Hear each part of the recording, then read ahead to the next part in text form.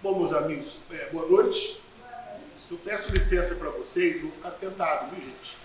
Eu tenho uma neuropatia, um problema nas pernas, então não posso ficar muito tempo em pé, não. As pernas doem, então eu vou ficar sentado, tá bom? Então peço desculpas para vocês, mas vou procurar compensar isso com o trabalho. Bom, ressurreição e reencarnação.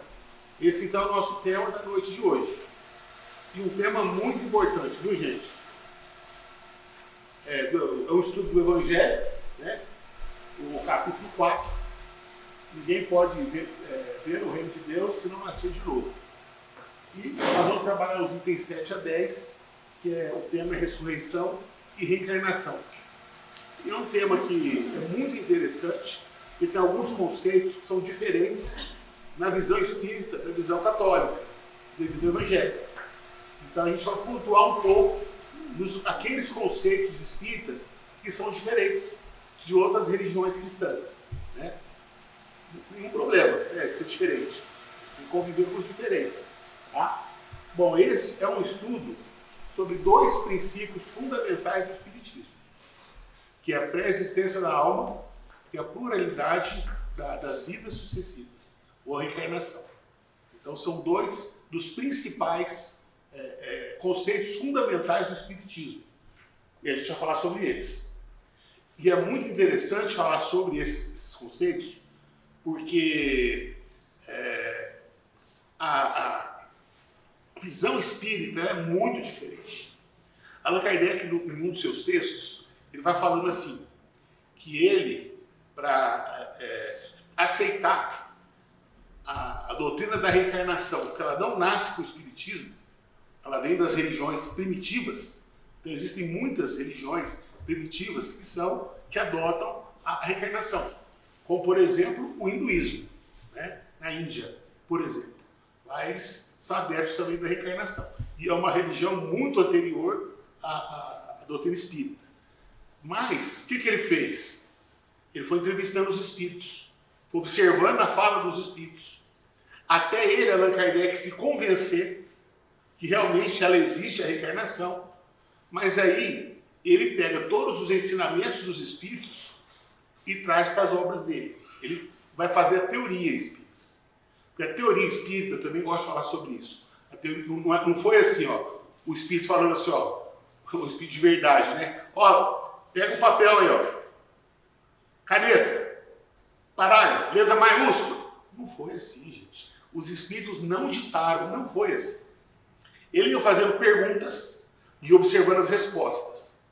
Aí apareciam outros espíritos. Ele mudava um pouco a pergunta, mas no mesmo assunto. E via também. Então ele observava. Quando as respostas eram iguais ou parecidas, bom, se está parecido é a mesma coisa, né? Cada um fala do seu jeito, escreve do seu jeito, mas é a mesma coisa.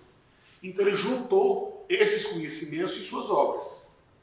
E isso é um procedimento científico. Quando a gente reúne, até hoje é assim, a gente na universidade, quando está fazendo uma pesquisa, né, um trabalho de conclusão de curso, um chamado TCC, ou uma dissertação de mestrado, tese de doutorado, como é que a gente faz? A gente pega a bibliografia, vai lendo a bibliografia, depois escolhe o que a gente vai aproveitar, né? Quer dizer, isso é pesquisa. Kardec fez a mesma coisa. E a gente, eu trabalho com uma área da história, que chama História Oral, que faz entrevista. Então tem toda uma metodologia, não é? E Kardec usou da metodologia da ciência de sua época para entrevistar os espíritos. Da mesma maneira que hoje, quando a gente está fazendo uma pesquisa na universidade, a gente também tem que usar metodologia que é aceita pela academia. Não é qualquer coisa que a gente vai usar na nossa pesquisa. A bibliografia tem que ser aceita, né? Bom, então o que ele faz? Ele vai entrevistando espíritos e aquelas informações que as respostas eram as mesmas, ele colocou nas suas obras. Isso ele chama de universalização do ensino dos espíritos. Em outras palavras, os espíritos estão falando a mesma coisa. Se eles estão falando a mesma coisa, é porque é uma verdade. Gente, isso é um método científico. É por isso que o espiritismo é uma ciência, né? E agora, no livro do Evangelho, o que ele fez? Esse aqui é o maior tratado científico, esse livro, na minha opinião. Por quê? Porque ele começa com uma citação evangélica, né? Depois da citação, ele produz um texto, ele fala sobre o assunto, e no final coloca a opinião de 3 espíritos, pelo menos, falando do mesmo assunto, mas versões diferentes. Então, há consenso entre eles, mas não falam a mesma coisa. Cada um aborda um campo mais específico da sua área de interesse. Quer dizer, é um trabalho científico. Tem citação de fonte primária, o cara desenvolve o trabalho dele, né? Ele usa outros autores que corroboram com ele. É uma pesquisa científica. Muito bem. Então, vamos falar um pouco sobre a ressurreição de Jesus. Tem uma época do ano que é legal aí, não é? Tem o feriado. Antigamente era na quinta-feira santa, na sexta-feira era feriado, né? Agora tem lugar que trabalha até na sexta, né? No sábado, é mais ou menos assim. Antes eles respeitavam até a quinta, era mais religioso o negócio. As coisas vão acabando. Bom, aqui nós vamos usar 2 citações, uma do Atos dos Apóstolos e a outra do Evangelho de Mateus. Então, 2 citações do Novo Testamento, tá? Que vai falar sobre a ressurreição de Jesus. Porque essa palavra, o que eu observei? Eu não sou especialista na vida de Jesus. Aqui em Franca tem gente que sabe muito mais do que eu. Mas o que eu percebo lendo esses textos? Que aqui a ressurreição ela tem 2 sentidos na obra de Allan Kardec. E a gente vai falar quais são esses sentidos. Então a primeira frase, em Atos dos Apóstolos. Vocês mataram o autor da vida, se referindo a Jesus. Mas Deus o ressuscitou dos mortos. E nós somos testemunhas disso. Eu destaquei. Deus ressuscitou dos mortos. Ora, nesse caso aqui, ressurreição, a gente pode falar que é sinônimo de reencarnação? Deus tirou Jesus dos mortos. Não é. Não é reencarnação. Né? Vamos ler a outra e depois a gente vai falar o que é. Abre aspas, agora é Mateus. Vão depressa e digam aos discípulos dele. Ele ressuscitou dentre os mortos. Está indo adiante de vocês para a Galileia. Lá vocês o verão. Notem que eu já vos avisei. Ele ressuscitou dentre os mortos. Está falando que o próprio Jesus, não é? Ressuscitou dos mortos. As duas citações, elas estão conversando. Estão falando a mesma coisa. Não é? Está falando que aqui, nesse caso, ressurreição, nesse caso, não é reencarnação. É o quê? Renascimento. Morre o corpo físico, o espírito renasce. Por que renasce? Porque quando a gente desencarna, a gente tem que aprender tudo de novo a ser um fluido, a ser um vapor. Que é isso que nós somos quando a gente desencarna. O espírito é abstrato, não é matéria, né? Mas o perispírito é um vapor, é gás, tipo oxigênio, sabe? É isso. Ele não tem forma. Aí quando ele vai se comunicar, o que ele faz? Ele usa a forma da última encarnação. Mas o espírito nem forma tem. Então ele usa a forma da última encarnação quando ele vai se comunicar. Porque aí as pessoas têm que saber quem que é. Então se ele fala um nome, aí o médico que é evidente, ele vai ver, não, realmente eu vi aquela pessoa. Deve ser ele mesmo. Né? Muito bem. Então vamos agora para o item 4 do Evangelho.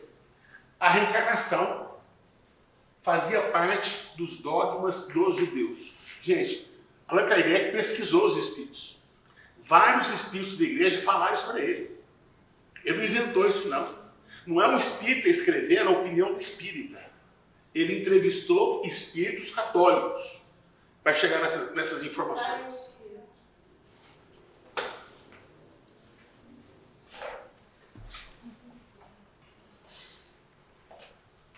Então veja, né? Eles já tinham o quê? A crença na reencarnação. Agora, uma coisa nós precisamos entender. As palavras, né? Que nós vivemos numa época que o conhecimento é único, porque há 30, 40 anos atrás, a gente não ia imaginar, eu não imaginava que a gente fosse usar a internet para digitar um texto, que está assim agora, viu, gente? Você digita lá, ó, produza para mim um texto, faça para mim uma palestra, você faz o tema, você passa a fonte e vem prontinho. Chama inteligência artificial. Eu não vou fazer propaganda não, porque tem vários sites de inteligência artificial. Então eu não vou fazer propaganda, mas você sabe. Então hoje eu passo o tema, eu passo a fonte, o livro que eu quero que ele, né, escreve para mim e vem prontinho o texto. É impressionante. Quer dizer, então, as palavras hoje, elas têm um significado, muitas, que na época de Jesus o significado não era o mesmo. Isso que nós precisamos entender.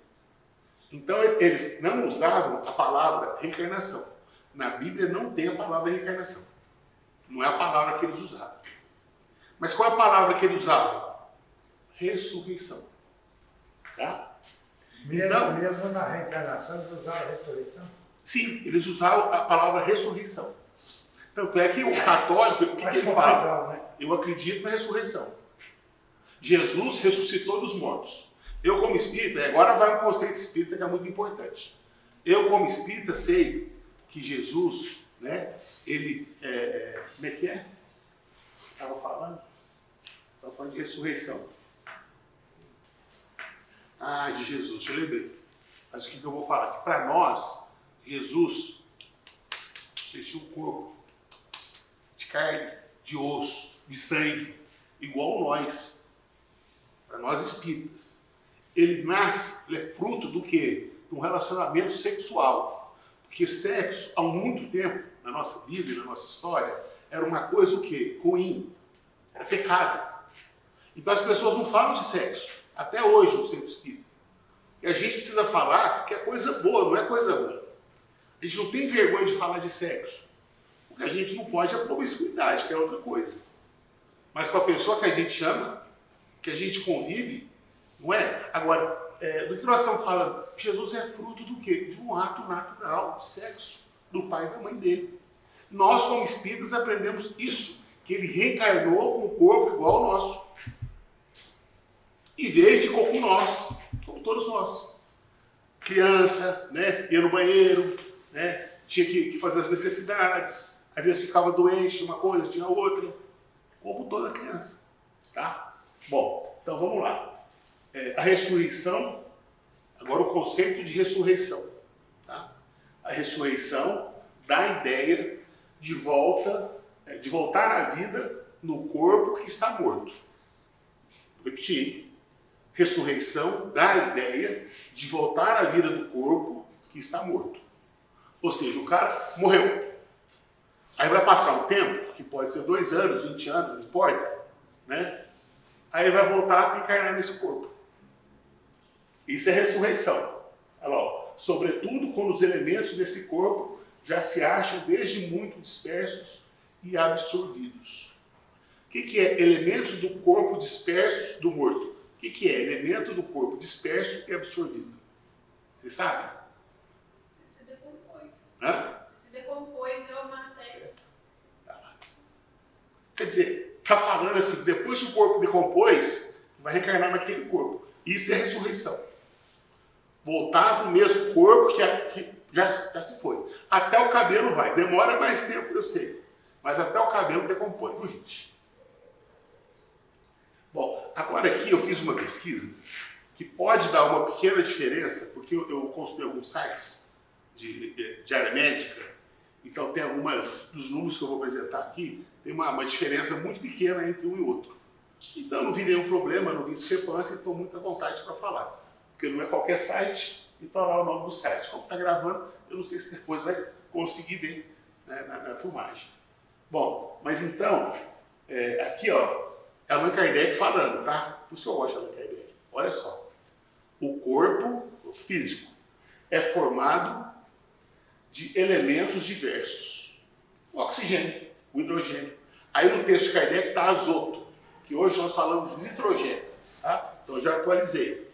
Não estou mudando o livro de Kardec, não. O texto é meu, esse aqui. Não é o texto de Kardec. Então no meu texto eu posso mudar. O texto de Kardec eu não posso mudar. Porque se alguém muda o texto de um outro autor, isso é crime. Tá? Então vamos lá. Pela decomposição, esses elementos dispersam, mas para servir à formação de novos corpos. De tal sorte que uma mesma molécula de carbono, por exemplo, terá entrado na composição de muitos milhares de corpos diferentes. É a questão 1010A, é a nota de Allan Kardec. Esse é o comentário de Allan Kardec. Olha o que ele fala, só no comecinho. O corpo é formado de elementos diversos. Oxigênio, hidrogênio, nitrogênio, carbono, etc. Isso no século XIX. Olha o texto atual que eu peguei aqui, ó. Que é aquele lá, ó. Não sei se vocês estão conseguindo ver. Né? Mas está falando o quê? Da composição do corpo humano. Agora esse texto, aquele quadro lá, não é espírita, tá? É científico. Então fala assim, ó, que nós temos no nosso organismo 1,1% de fósforo, 1,4% de cálcio, 2,6% de nitrogênio, 10% de hidrogênio, 23% de carbono e 61% de oxigênio. Está no nosso organismo. Então, esses elementos combinados formam o nosso corpo. Então, no nosso corpo tem oxigênio, tem nitrogênio, tem hidrogênio, tem cálcio. É isso que nós estamos falando. E o que Allan Kardec, lá no século XIX, estava falando, está aqui. Não está diferente. Né? Que é o quê? Oxigênio, hidrogênio, nitrogênio, carbono, etc. Em outras palavras, o texto de Kardec é científico. Entende o que eu estou falando? E essa pergunta aqui, ó, eu não lembro agora qual é a pergunta que fizeram, mas essa resposta aqui é uma resposta científica. Isso até hoje não mudou. Tá? Dos elementos que formam o nosso corpo. Mais uma prova que o Espiritismo é uma ciência. E no Evangelho, hein, gente? Vocês estão acompanhando o raciocínio, né? Agora nós vamos falar de reencarnação. A reencarnação é a volta da alma, ou espírito, à vida corpórea. Então, a alma volta, mas, olha o mais aí, mas em outro corpo. Reencarnação é a volta do espírito, não é? Ele volta, mas em um novo corpo, especialmente formado para ele, que nada tem de comum com o antigo. É por isso que nessa imagem aqui, ó, aqui nesse canto aqui, ó, é uma pessoa vivendo. É a pessoa quando nasce, vai crescendo e tal, aí depois chega e ela morre. Não é? É quando nasce de novo, não é a mesma pessoa, é outra. Quer dizer, não é a mesma individualidade. Então, numa encarnação, eu venho, eu sou médico. Na outra, eu vou ser o quê? Cortador. Na outra, eu vou ser pedreiro. Então, cada individualidade é diferente. Então, essa encarnação, o Adolfo dessa encarnação é diferente dessa encarnação. Porque aqui a ciência estava numa fase, aqui está em outra. Aqui o Adolfo, espiritualmente falando, estava numa fase, aqui está em outra. Não é? Porque todos nós melhoramos, viu, gente? Podem ter certeza disso. Em outras encarnações, claro, eu sei que aqui tem um ou outro que é missionário, é diferente. Né? Mas, assim, de modo geral, na outra encarnação a gente era pior do que nessa. Normalmente é assim. E a gente vai só melhorando.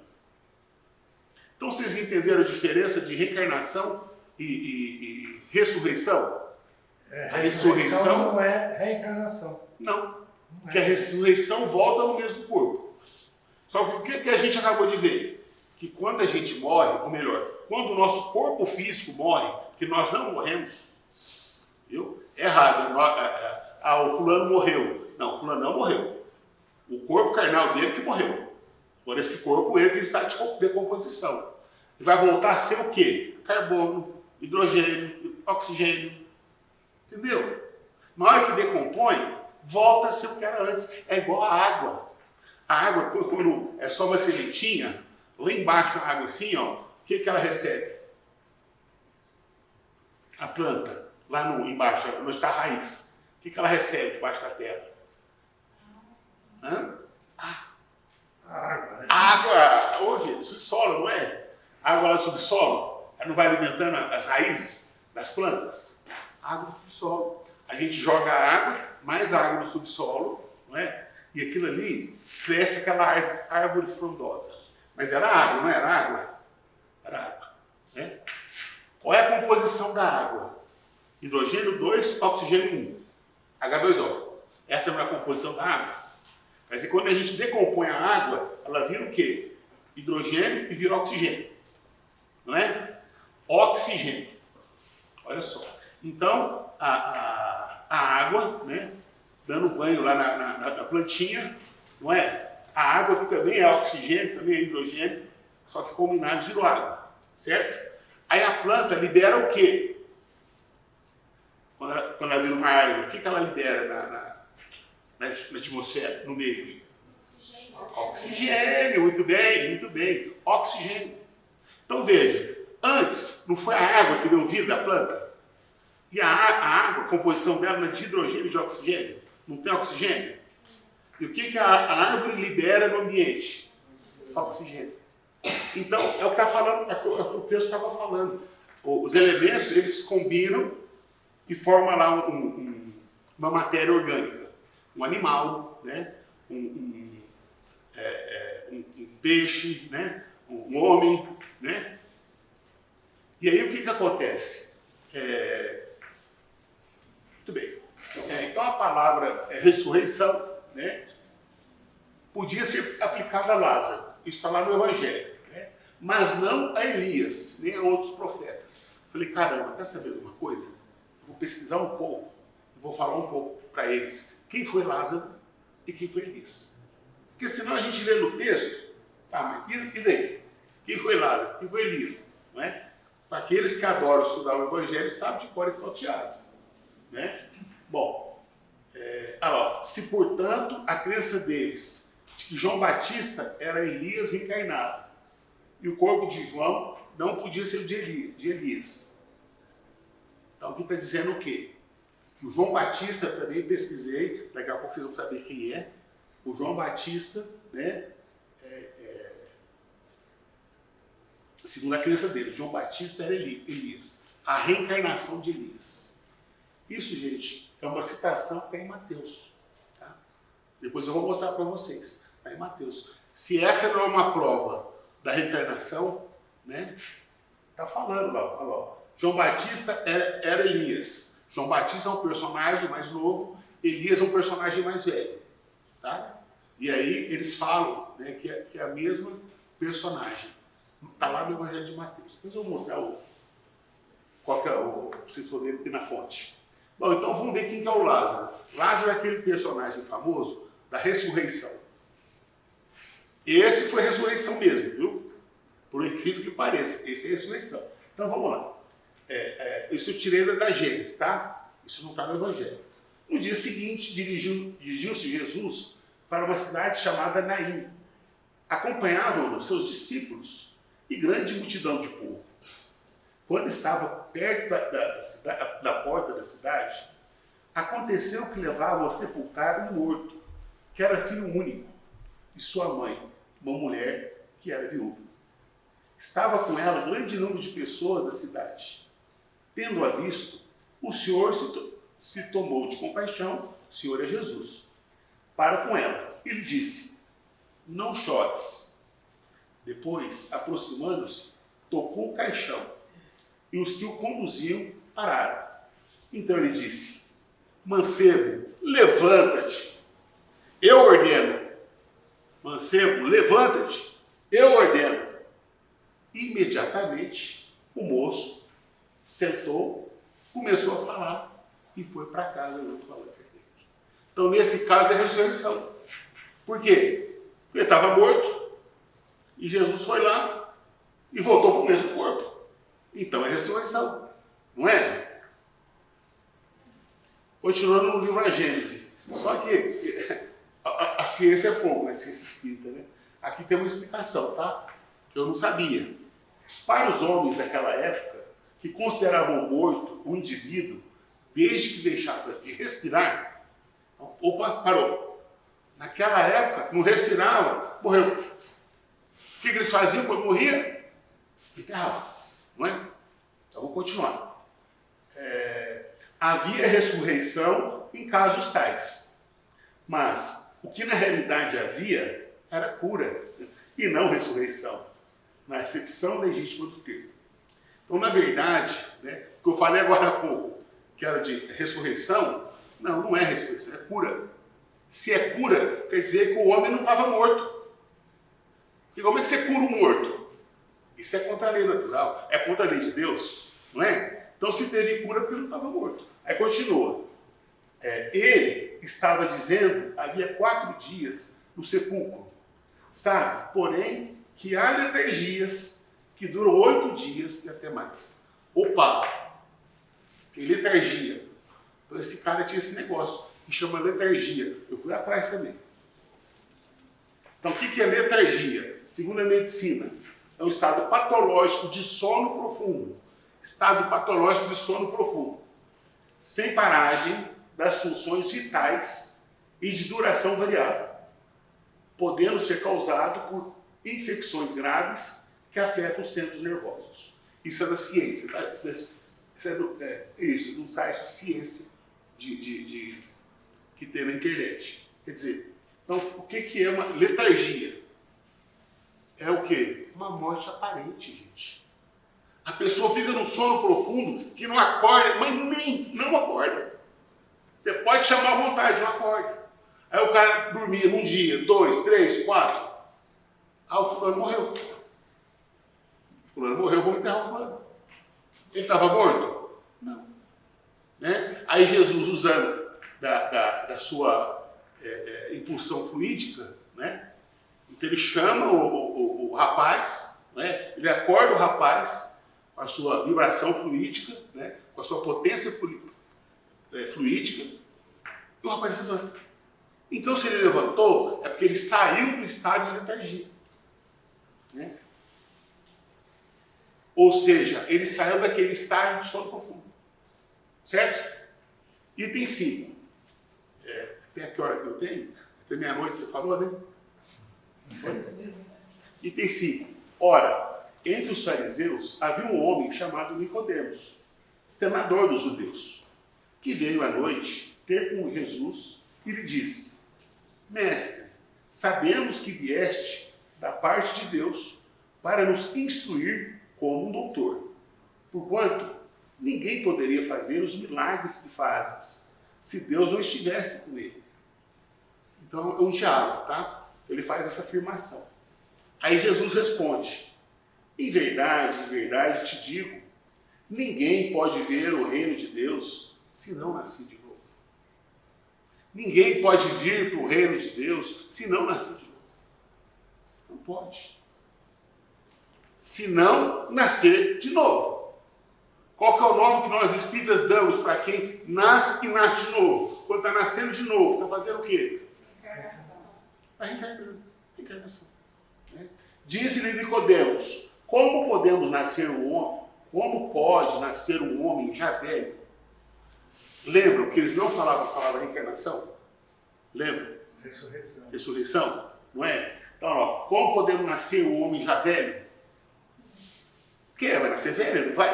Não vai voltar para o mesmo corpo? Ou será que o mesmo corpo vai encolher, vai diminuir e vai voltar para a barriga da mãe? Não é? Não faz sentido, faz? Né? Eu até queria saber como é que ia ser, mas não faz sentido. Ah lá, ó. Pode tornar a entrar no ventre de sua mãe para nascer uma segunda vez? Uma pergunta interessante. Aí Jesus responde, né? Em verdade digo-te, se um homem não renasce da água e do Espírito, não pode entrar no reino de Deus. Se um homem não renasce, ó, né? Da água e do Espírito, não pode entrar no reino de Deus. Então tem que renascer, né? Na água e no Espírito. O que é nascido da carne, é carne. Né? E o que é nascido do Espírito, é Espírito. Não te admires do que eu haja dito, ser preciso que nasças de novo. O Espírito sopra onde quer e ouve sua voz, mas não sabe de onde vem ele, nem para onde vai. O mesmo se dá com todo homem que é nascido do Espírito. Então, o que Jesus está falando aqui? O corpo nasce do corpo. A matéria nasce da matéria. É verdade. O corpo é oxigênio, hidrogênio. Aquilo que a gente estava vendo agora há pouco. Aquilo é o corpo. Não é? Nós vimos que quando esses elementos se reúnem, há composição. E quando eles dispersam, há decomposição. Então, eles estão sempre o quê? Compõem, né? E decompõem. compõe e decompõe, compõe. Isso é matéria. Então a matéria nasce da matéria. É assim que ela, né, vive. Agora o espírito nasce do espírito. Ora, o que ele está querendo dizer com isso? Que o espírito nasce do espírito. Está falando que o espírito não nasce da matéria. O espírito não nasce do corpo. O espírito é independente do corpo. Tá? Então lá, aí o Nicodemos pega e fala para ele, como pode isso fazer-se? E Jesus falou, pois que é mestre em Israel e ignoras dessas coisas? Digo-te verdade e em verdade, que não dizemos senão o que sabemos, e não damos testemunho senão o que temos visto. Olha o que Jesus está falando. O que eu falo, eu sei. Aquilo que eu dou testemunho, eu falo. O que eu não sei, eu não falo. Olha o que Jesus está falando para ele. Né?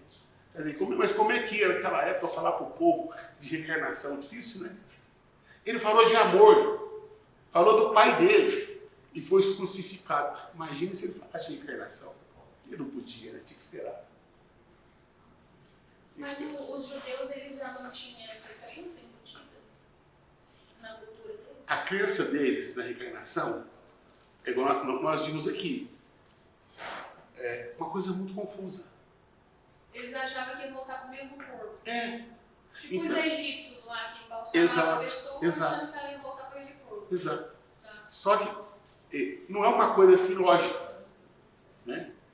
Mas enfim, era assim. Tá? Bom, agora eu vou falar da transfiguração de Jesus.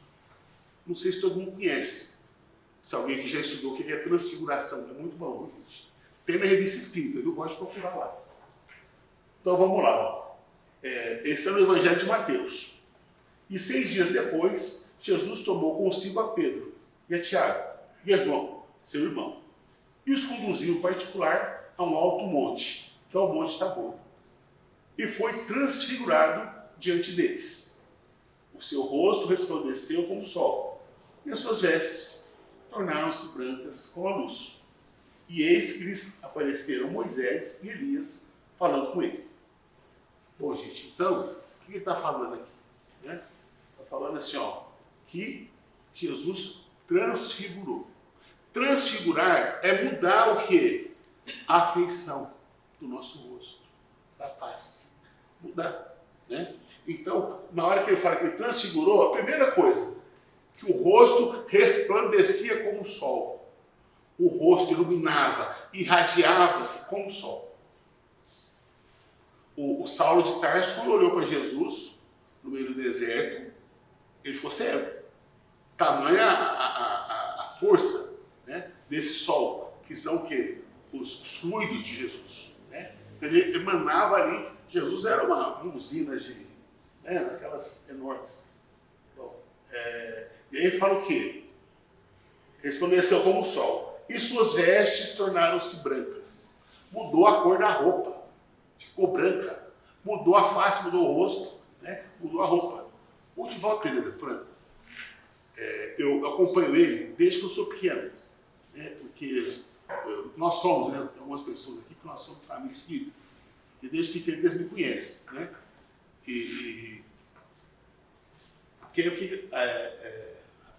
Então, nas primeiras palestras, mais de 40 anos atrás, o Divaldo era novo. E como ele sempre foi vaidoso, o cabelo era pretinho e tal, né? Muito bem cuidado, muito bem vestido. Então, isso não é maldade, não é? Não é só ele que é assim. E antes de ser assim também, né? Antes de ser assim, vou combinar. Bom, então, quer dizer, quando, às vezes, numa palestra, o Divaldo, antes da prece, ele já ficava assim, embalando para fazer a prece. Aí ele mudava a voz ia ficando mais rouca. Aí ele mudando o rosto, que aquele rosto jovial que ele tinha naquela época, né, transformava, e a gente olhava para ele, a gente não viu o Divaldo. Não era a cara do Divaldo. Era das oportunidades que eu já tive na vida, que foram poucas, de estar lá perto do Divaldo e ele, né, ficar mediunizado pelo Dr. Bezerra de Menezes, transfigurando o Dr. Bezerra. Então, isso é transfigurar. No caso de Jesus, ele parecia um sol no rosto, né? É uma luz. E a roupa mudou de cor, ficou branca. Jesus ficou assim, né? Cada um fica de um jeito, mas é muita força, né? Então tá lá. E apareceram Moisés e Elias. Moisés é aquele dos 10 mandamentos. E Elias é um personagem que eu também procurei para falar para vocês quem é o Elias. Eu só fiquei empolgado naquela hora, eu conheço um assunto tão legal que agora tem que correr aqui. Bom, então, aí eles começaram a conversar, né? Então, Jesus até, ele chegou a levitar, ele estava assim mais próximo, assim, né? E o pessoal lá dormindo, os apóstolos. Aí tem uma coisa acordada, eles viram e ficaram assistindo. E Jesus levitando lá em cima, os 3 espíritos conversando. Jesus, Elias e Moisés. Bom, se Elias estava conversando com Jesus e Moisés, pouca coisa ele não é, né? Eu sou um cara muito bom, não é? Então vamos ver quem foi Elias, né? Aí tem uma citação aqui de Malaquias no Primeiro Testamento. Tá? O profeta que escreveu essa informação, ele escreve, né, esse profeta, dizendo o que vai acontecer na época da chegada de Jesus na Terra. Tá? Esse Elias, ele viveu por volta do século 9 a.C., certo? É desse personagem que nós estamos falando. Ele viveu antes de Cristo. 900 a.C., 900 a.C., tá? Então, olha só o que o profeta Malaquias fala, se referindo a ele. Fala assim, ó, abre aspas. Vejam o profeta Elias, antes que venha o grandioso e terrível dia de Yahvé. Ele há de fazer que o coração dos pais volte para os filhos e o coração dos filhos para os pais.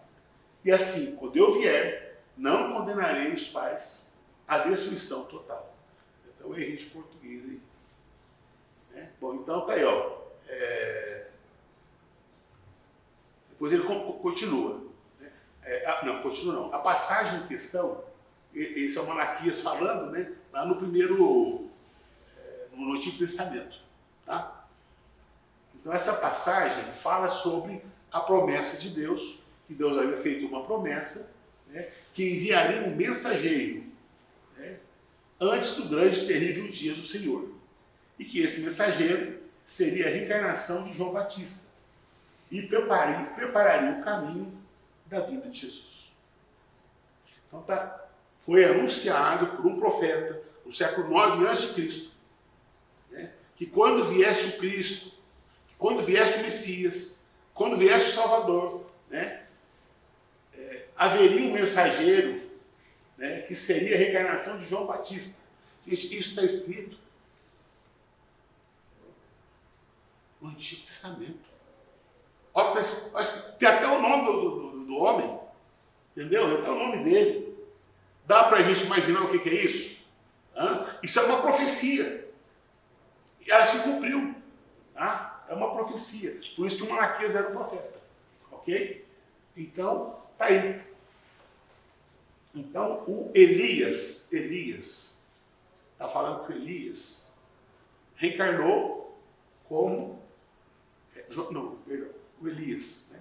Não reencarnou não, mas que o Elias, ele reencarnou como João Batista. Isso, não é isso mesmo. Reencarnou como João Batista. O João Batista era conhecido por ser um cara pregador. João Batista viveu na época de Jesus, tá? Era pregador, profeta, e estava associado ao batismo, não só de Jesus, mas também o de Jesus no Rio Jordão. Então ele ficava lá no Rio Jordão e batizava as pessoas. Esse é o batismo judeu, não é o batismo católico, tá? Porque tem diferença? Tem. Tá? O judaísmo é uma religião, o catolicismo é outra. Bom, de acordo com os evangelhos, né, do Novo Testamento, João Batista era primo de Jesus. Esse é um ponto. Isso eu aprendi na evangelização. Né? viveu como um nômade, pregando palavras de arrependimento e transformação. Quando começou, os judeus estavam esperando o Messias, que iria libertá-los da miséria e da dominação estrangeira. João anunciava que a chegada do Messias estava próxima e pedia a adesão do povo, selando-a com o batismo. Olha só o judaísmo, o que era o batismo? Representava o quê? Vamos o quê? Renascer, esperando o Messias, para uma nova vida, um novo mundo. Bonito, né? Bonito, né? Então, olha só quem que era o João Batista. O cara que viveu na época de Jesus, era primo dele, inclusive. É muito interessante a história de como que ele nasce. A gente não vai falar sobre isso, não tem tempo. Mas é muito interessante, fala a história dele. E ele é a reencarnação de Elias. Aquele profeta que viveu lá, no século IX a.C. Então, ó, a ideia... Agora, item 6 do Evangelho. Por que eu fiz tudo isso? Para entender o item 6. A ideia... Não está no item 6. A ideia de que João Batista era Elias e que os profetas podiam reviver na Terra se nos deparem em muitas passagens. Não, tem isso aqui não. Não é isso mesmo. Dos Evangelhos. Né?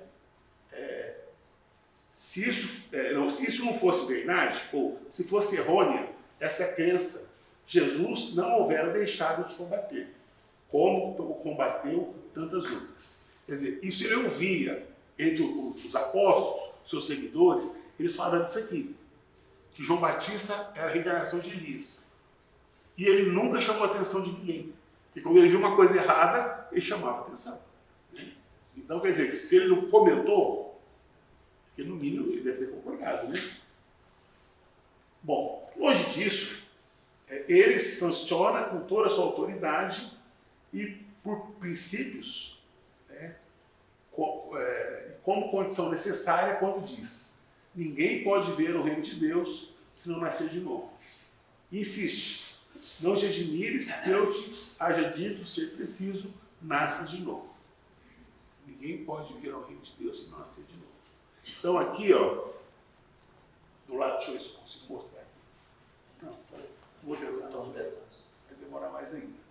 Então aqui, aquela lá é o rosto de uma senhora, tá? Eu escrevi espírito. E aparece ser como se fosse uma vela acesa, simbolizando o espírito e o perispírito. Tá? Então ali, na verdade, é o perispírito, né? Grudado no perispírito e o espírito, é uma representação. Aí entra numa espécie de um funil. Em 9 meses desse funil, eles vão desligando os fios que estão ligados à memória, porque não vai utilizar aquela memória, não é? E como se estivesse fazendo um link lá no computador, como é que é o nome? Backup. Faz um backup lá. Aí quando nasce, está zerado. Tem que aprender a falar de novo, aprender a andar. Tal, né? Então aqui está o feto. Ó, tá? Então, ó, o espírito é o mesmo. O que muda? O corpo.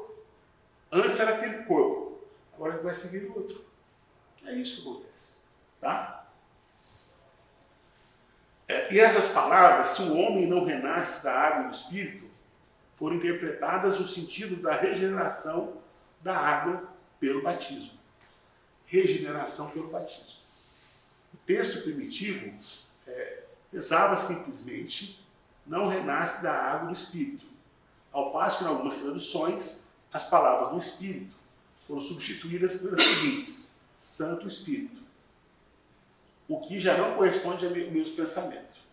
Bom, então, só para não ter nenhum problema, o que é o batismo mesmo? É o primeiro sacramento do cristianismo, né, que apaga o pecado original, acaba com todos os pecados daquela alma, e que recebe... E quem o recebe a este confere o caráter de cristão. Ou seja, batizou, agora você é cristão. Agora você entra no céu. Lembra lá aquela frase de Jesus? É cristão, vai para o céu. Se não for cristão, não vai para o céu. Quando morrer, não. Né? Esse ponto capital ressalta dos primeiros comentários de que os evangelhos deram lugar, como se comprovará um dia sem equívoco possível. Aí, aqui embaixo, eu coloquei as frases lá, que são 3 tradutores. Aí o primeiro, que é o original, é se um homem não renasce da água e do Espírito. Uma coisa. Aí o outro tradutor, se um homem não renasce da água ou do Santo Espírito. Aí o outro tradutor, se um homem não renasce da água e do Espírito Santo. Santo Espírito, Espírito Santo, gente, já dá outra conotação. Espírito é um termo universal, né? Que espírito, você pode falar que é espírito puro, você pode falar que é espírito imperfeito, que é espírito bom, espírito. Agora, quando você fala Espírito Santo, você já está falando de religioso católico, né? Tá? Então, tradução. Aí já muda o sentido, né? 8. Para se apanhar o verdadeiro sentido dessas palavras, cumpre também que se atente na significação do termo água. Bom, por quê? Porque muitos imperfeitos eram os conhecimentos dos homens sobre o conhecimento científico. É muito imperfeito. Né? Eles acreditavam que a Terra saía das águas, que por isso considerava a água como um alimento gerador absoluto. Hoje nós sabemos, estudando o livro Gênesis e também estudando em livros científicos, né, que bom, na verdade, muito científico não vai falar isso também não, que o fluido cósmico universal é que é o elemento gerador da matéria. Né? Então, que no universo existe esse ó, Deus é o Criador, Espírito e matéria. O elemento gerador da matéria chama-se fluido cósmico universal. Esse é o entendimento que nós temos, não é? E eles achavam que era água, né? Água que era esse fluido. Bom, então no livro Gênesis, a gente lê assim, ó, o Espírito de Deus era levado sobre as águas, flutuava sobre as águas, que o firmamento seja feito no meio das águas, que as águas que estão debaixo do céu se reúnam em um só lugar e que apareçam os elementos áridos. Que as águas produzem animais vivos, que nadem na água e pássaros, e que voem sobre a terra e sobre o firmamento.